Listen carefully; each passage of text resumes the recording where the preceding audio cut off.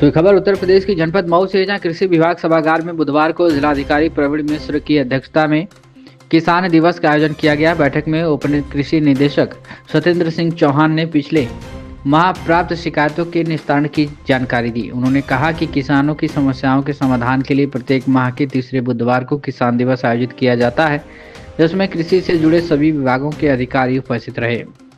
किसानों ने इस अवसर पर अपनी कई समस्याएं अधिकारियों के समक्ष रखी। उन्होंने शिकायत की कि क्षेत्रों में पशुओं को लंपी रोग का टीका लगाया जाए। पशु चिकित्सकों की तैनाती नहीं होने से पशुपालकों को भारी कठिनाइयों का सामना करना पड़ रहा है। किसानों ने मांग की है कि लंपी रोग से पशुओं की हो रही मृत्यु को रोकने के लिए जन जागरूकता अभियान और उपचार व्यवस्था शुरू की जाए। वहीं सिंचाई विभाग की कार्य प्रणाली पर भी सवाल उठाए गए। किसानों ने आरोप लगाया कि विभाग द्वारा दी जा रही पाइप मानक से कम गुणवत्ता की होती है। इसके अलावा अधूरे पड़े बांध कार्य, नहरों में रिसाव और पुलिया निर्माण जैसी समस्याएं भी सामने आई। किसान नेता देव प्रकाश राय ने शिक्षा व्यवस्था से जुड़ी दिक्कतें भी अधिकारियों के संज्ञान में रखी।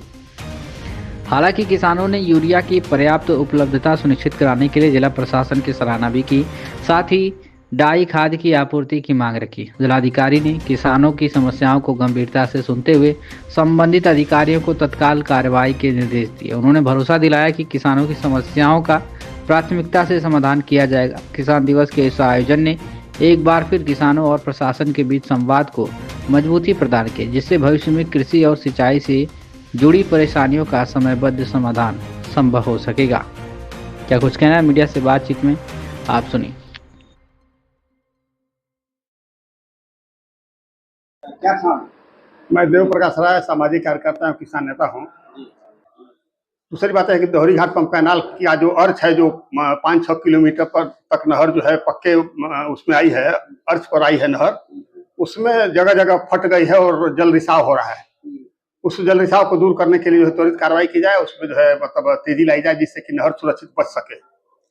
और एक पारा सरोज बांध है जो कुर्सी जाफरपुर से शुरू होकर के सहरोज होते हुए और बलिया मोड़ तक आना था, उसमें बीच बीच में गैप है।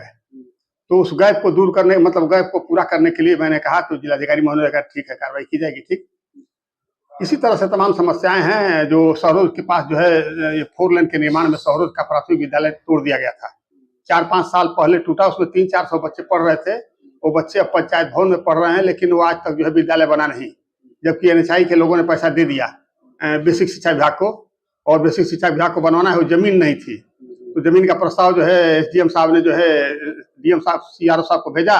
कमिश्नर साहब उसका ट्रांसफर करेंगे। वो खलिहान की जमीन है, खलिहान के जमीन की नवैयत को चेंज करने के लिए प्रस्ताव कमिश्नर साहब को जाना है। तो उस पर मेरी बात हुई DM साहब से, उन्होंने कहा ठीक है, मैं इसको कराता हूँ। ठीक जी, उम्मीद है कि मतलब भेजेंगे, कलेक्टर साहब के यहाँ से प्रस्ताव जाएगा तो शासन से, मतलब कमिश्नर साहब के यहाँ से उसका अनुमति मिल जाएगी, और जब अनुमति मिल जाएगी तो विद्यालय बन जाएगी। जब जमीन विद्यालय का नाम हो जाएगी तो इन्हीं सारी बातों को लेकर के जो है, और तमाम पाइप की समस्या थी, जो लोक सिंचाई विभाग पाइप देता है, कमजोर पाइप देता है, इस तरह की बातें थी। कुछ बिजली संबंधित समस्याएं थी, कुछ और समस्याएं पशुओं से संबंधित थी। पशु को लंपी रोग हो गया है, उससे तमाम जानवर मर रहे हैं।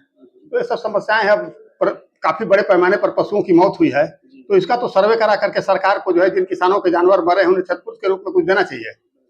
तो यही सब बात हुई है। काफी समस्याएं उठी हैं। आप लोगों के माध्यम से प्रदेश स्तर तक बात पहुंचे, इसके लिए आपको धन्यवाद देता हूं कि आप लोग ये बात जो है ऊपर तक पहुंचाएं। धन्यवाद।